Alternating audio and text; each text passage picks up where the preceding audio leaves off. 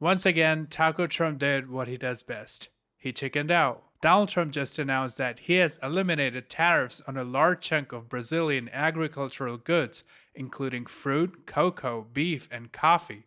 Honestly, though, how amazing of him to remove the tariffs and save us from his own tariffs.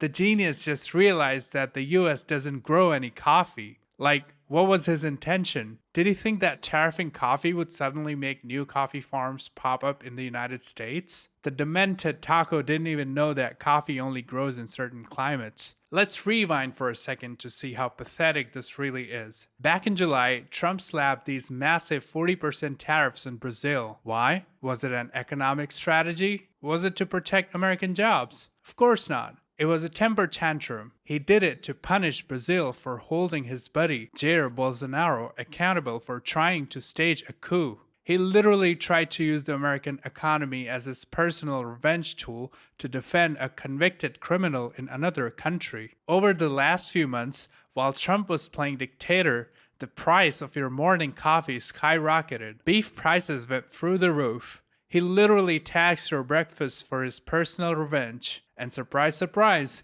the customers had to pay the tariffs from their own pockets.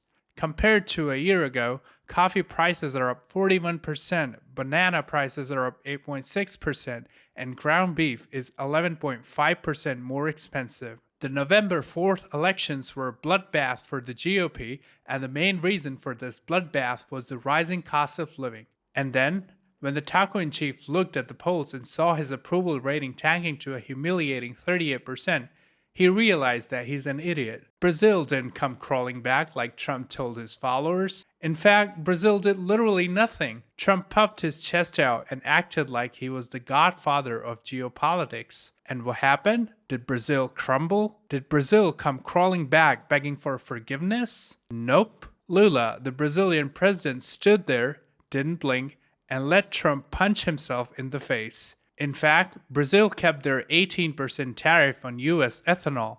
Part of the deal, everyone. But here's the worst part of this whole charade. He's still hurting you. He folded on Brazil because coffee and beef are obvious, but he's keeping the tariffs on everything else. The construction materials, the home appliances, the industrial goods, those tariffs are still there. That means the cost of building a home is still sky high. The cost of repairing your car is still through the roof. The cost of just existing in this economy is punishingly high because he refuses to admit his entire economic worldview is a fraud. He's keeping the taxes that bleed you slowly, hoping you won't notice, while cutting the ones that made for bad TV. Oh, and guess what? The coffee and beef prices aren't coming down because once the prices go up, they pretty much never go down. The companies are happily going to pocket the extra revenue. Honestly, this entire fiasco just proves that Trump is just a weak, pathetic leader and a national embarrassment.